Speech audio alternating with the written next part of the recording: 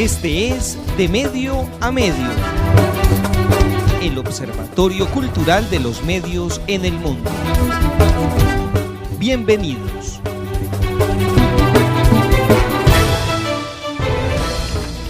Hola, ¿qué tal? Bienvenidos. Este es De Medio a Medio. Les habla Fernando Vélez. Hoy quiero que abordemos dos noticias importantes y he utilizado la palabra contradicciones en la Iglesia Católica porque me parece que es una palabra muy apropiada. Una contradicción nos habla de una especie de contrasentido, de algo que debería tener una cierta lógica o un cierto entendimiento, pero que por alguna razón termina convertido en algo contrario.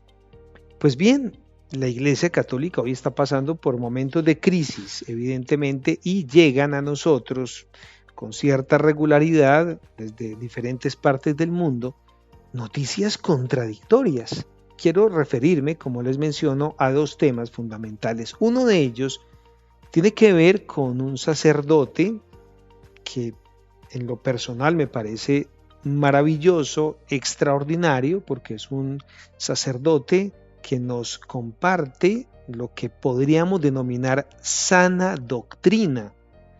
Y alguien dirá, ¿pero es que hay mala doctrina? Sí, por supuesto que hay mala doctrina, y lo hablábamos hace unos días de medio a medio, cuando hablábamos de la teología marxista de la liberación y cómo hay una distorsión tremenda que busca que al interior de la Iglesia se emprendan acciones basadas en el marxismo, en el comunismo, que es completamente contrario a la fe católica. Entonces, todo lo que provenga, digamos, de esa visión marxista, entre comillas católica, es una mala, yo repito, una perversa doctrina. Y como esas hay muchas otras. Por eso se hace tremendamente necesario, urgente, que nosotros los católicos, los creyentes, acudamos a buenas fuentes de información, acudamos a una sana doctrina basada en la correcta lectura de las encíclicas, de los evangelios y una adecuada exégesis de los mismos, que no esté viciada por sesgos ideológicos, que podamos referirnos a ese magisterio que desde hace siglos ha venido perfeccionándose, purificándose y demás. Lamentablemente hoy hay algunos teólogos con visiones equivocadas y que hacen mucho daño a muchos fieles. Y definitivamente hoy, repito, en el pontificado del Papa Francisco hay situaciones contradictorias.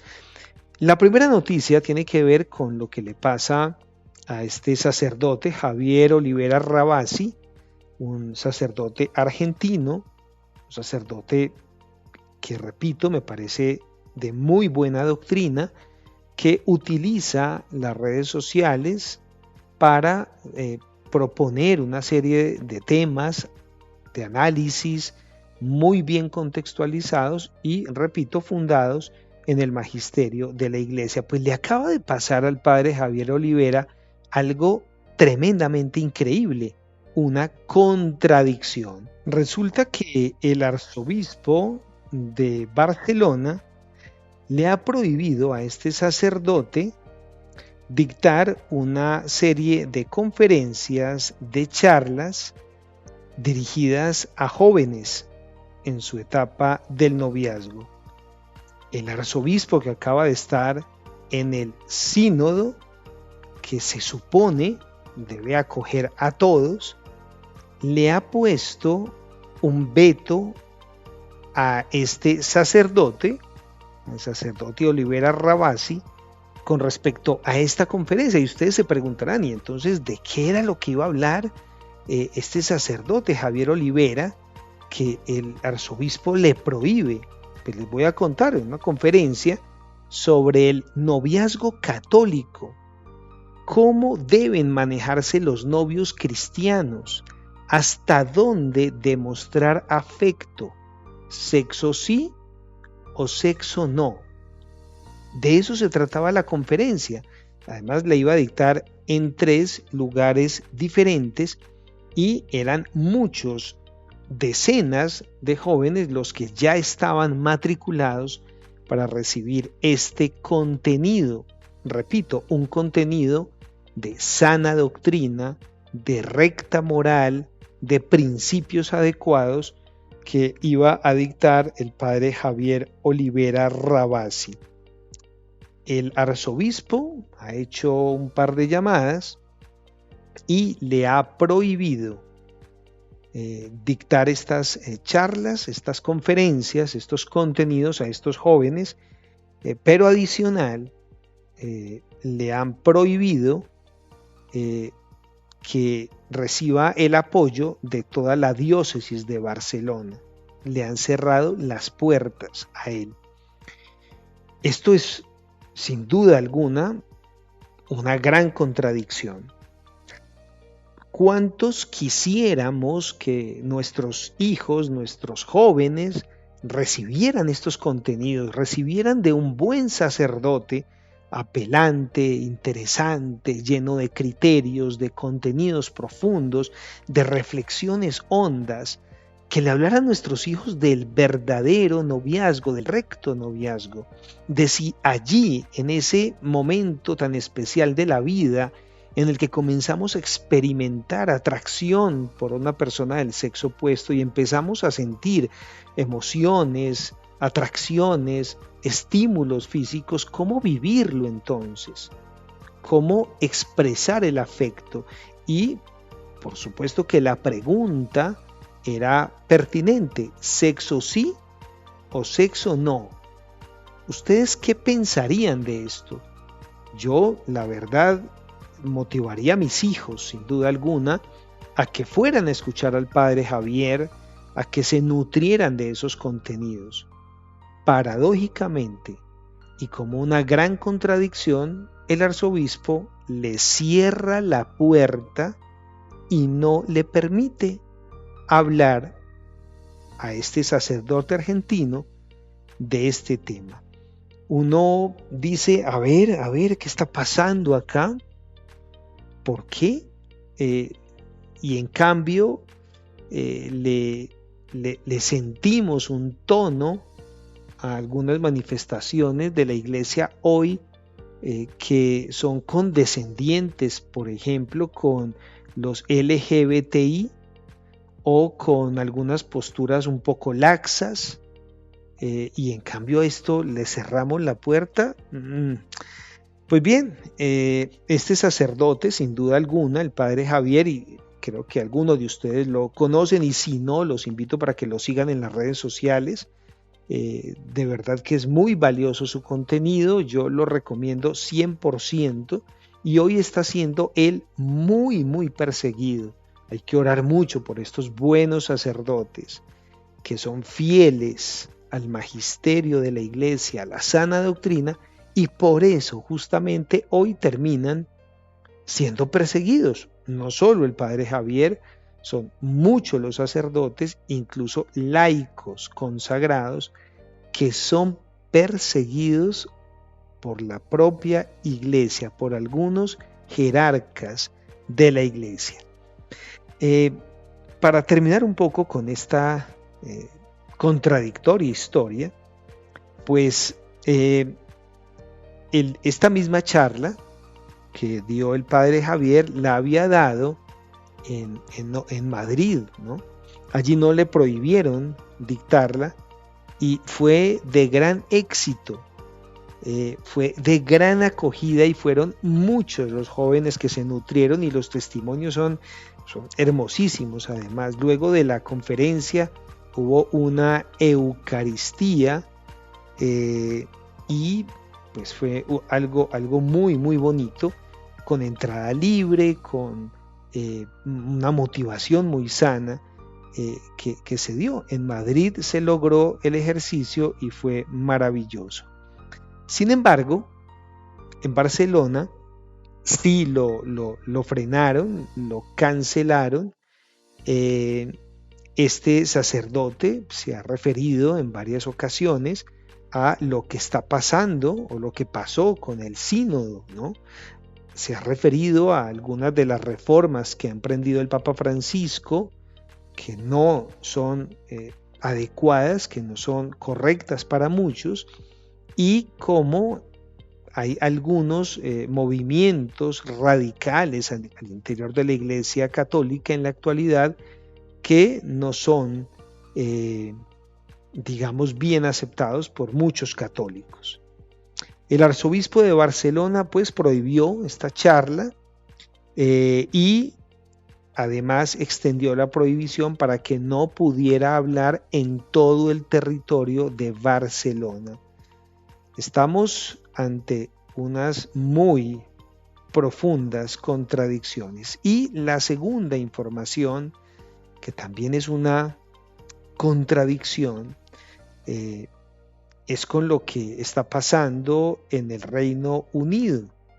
Como ustedes bien saben, ya en el mundo entero ha sido bien difundida la campaña 40 días por la vida. Como lo tenemos en Colombia y en muchos países del mundo, son espacios de oración silenciosa, respetuosa, al frente de centros donde se practican estos crímenes contra los bebés en el vientre materno. Pues bien, en el Reino Unido está prohibido la oración silenciosa y es considerado un delito criminal. Pues bien, hay una petición que circuló hace algunos días donde se le solicitaba al primer ministro del Reino Unido proteger el derecho de las personas a participar en los rezos silenciosos. Fueron más de 60,000 personas que firmaron después de que hubo arrestos a personas que, como usted o como yo, nos hemos parado frente a centros abortistas como Profamilia, Oriéntame, entre otros, a orar en silencio, pedirle a Dios, al Espíritu Santo, para que ilumine el corazón de estos médicos que cometen un crimen atroz, un asesinato a estas enfermeras, a los directivos de estos organismos proabortistas, para que pues se conviertan, ¿no? Su corazón de piedra pueda sentir la profunda sensibilidad que hay hacia un ser indefenso como es un bebé en el vientre de su madre. Varios defensores de la vida orando, repito, en silencio frente a las clínicas abortistas fueron arrestados, ¿no? Esta carta, que fue escrita para dirigírsela al primer ministro Keir Starmer, le pedía que pues no calificara la oración silenciosa como un delito criminal. Y es acá donde yo encuentro una tremenda contradicción. La oración silenciosa es un crimen y en cambio quitarle la vida, descuartizar un bebé en el vientre de su madre es considerado un derecho fundamental para las mujeres. ¿Pueden ustedes entender esto? ¿Acaso no es una profunda y dramática contradicción que una oración silenciosa sea un crimen, pero matar a un ser indefenso sea un derecho fundamental? Estamos bien locos, ¿no? Pues bien, esto está pasando hoy en Gran Bretaña y como les menciono, pues hay una petición que han firmado miles de personas. ¿Qué vamos a hacer? ¿Qué vamos a hacer? Ustedes y yo, ¿qué vamos a hacer? ¿Cuál va a ser nuestra postura, tanto al interior de la iglesia y lo que está pasando, como cuando actuamos públicamente en el ámbito social de cara a atropellos, a violaciones a lo que somos como creyentes, como católicos. Yo pienso que es tiempo de valentía, tiempo de resiedumbre, tiempo de claridades, tiempo de radicalizarnos en nuestras opciones fundamentales y no ceder por nada del mundo.